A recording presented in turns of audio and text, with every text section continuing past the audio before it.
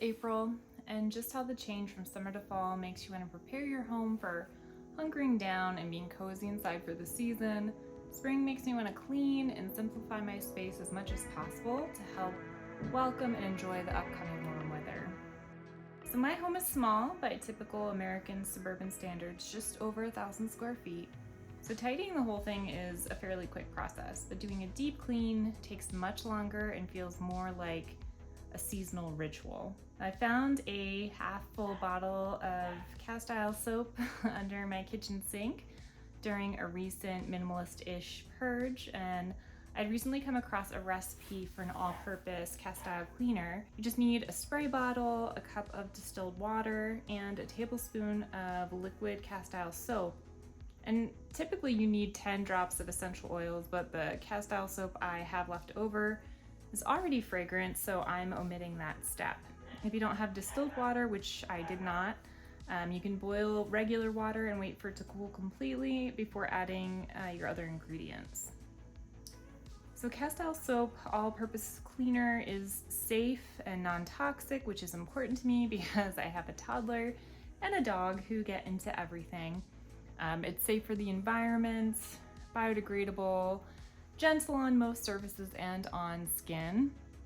It's super cost efficient. In my case, I had this cast iron soap lying around, but if I had to buy a new bottle, I believe currently on Amazon, there was a 2-pack of 16-ounce bottles for $21.97. So if 1 tablespoon equals half an ounce, this recipe costs roughly 34 cents to make. So saving money is super important to me. If you're new to my channel, hi, I'm Rebecca. I make videos about my family's journey out of debt, small space living, budgeting, minimalism, and DIY. Welcome to my world. So as I was saying, cast iron soap is generally safe on most surfaces, especially dilute cast iron soap, but always do a small patch test on the surface that you're cleaning first. But yeah, it's a pretty benign cleaner all around. So I'm starting in my downstairs, which is my living room, dining room, kitchen, the baby's nursery, and our guest bathroom. I'll start in the living room. So here's what my downstairs looks like on a very average morning.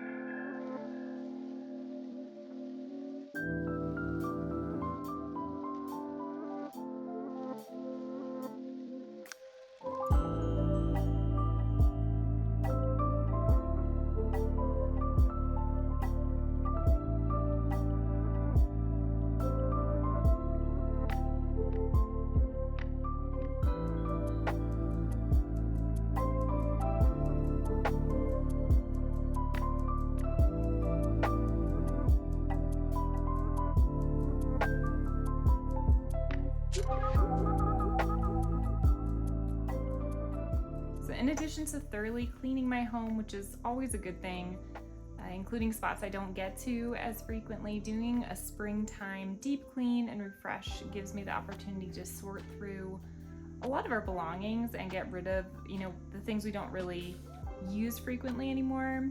I've been interested in the concept of minimalism for some time now, so, some of the baby's toys that she's not interested in or are broken can get tossed. We don't have coat closets, so this is also a great time to kind of take inventory of what is by my front door, take some of the heavier winter layers down to store for the season and put out things that are more weather appropriate for this time of year in Colorado, like rain jackets, windbreakers and hoodies. The same can be said for our shoe cabinets by the door. Some of our winter boots we can store. I'll keep a pair of my hiking boots accessible for hikes, and then for like the freak spring snowstorm that we can get in Colorado into May. But yeah, I mean, a lot of these can be stored until next fall. And then we're going to move into the kitchen. My kitchen is definitely the space that will benefit the most from a deep clean, just because I'd say it definitely gets the heaviest use in the house. If you're curious, those milk jugs on the counter we take back to the store and get some money back, and then the dairy farm cleans and reuses them. If you follow my channel, you know I'm on sort of a minimalist-ish journey. It's definitely a challenge with a toddler, a teenager, a dog, and 2 adults in just over 1,000 square feet.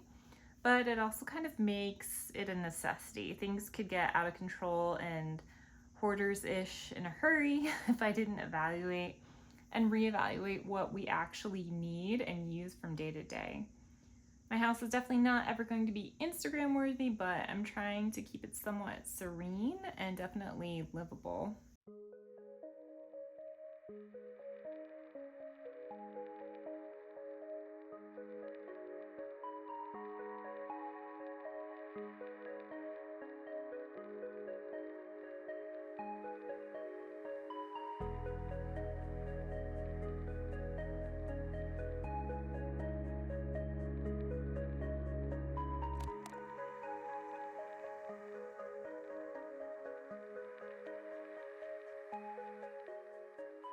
As I mentioned, this is a great opportunity to go through things to see what's useful or wanted or needed.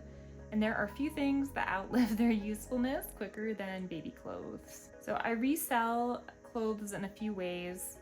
The most convenient way to resell, in my opinion, is ThredUp. I'm not sponsored by them, but I've sold with them several times over the past couple of years. They take both adult female clothes and kids and babies clothes. This option, though, it recently did add a processing fee.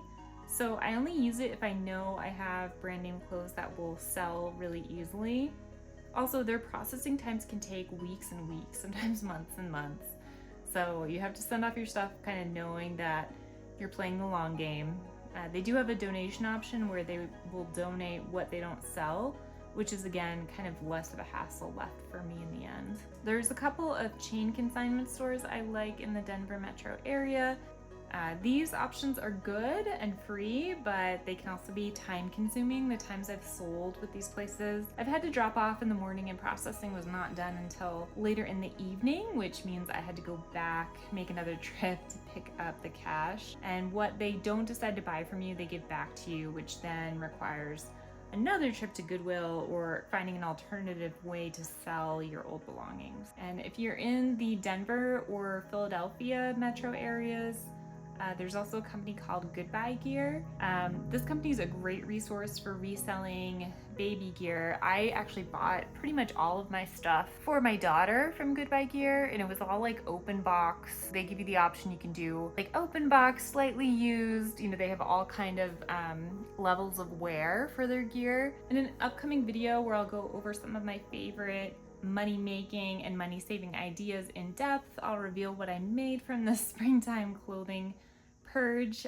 Because of the processing times at ThredUp, I just don't have that total yet. Okay, so after all of the cleaning and sorting, here is the after for my downstairs. It's a tiring but also strangely zen experience to kind of lovingly take care of your home from top to bottom to welcome and prepare for the change of season.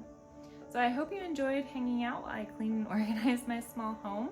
If you did, please like this video and consider subscribing to my channel, and I'll see you in the next one. Bye.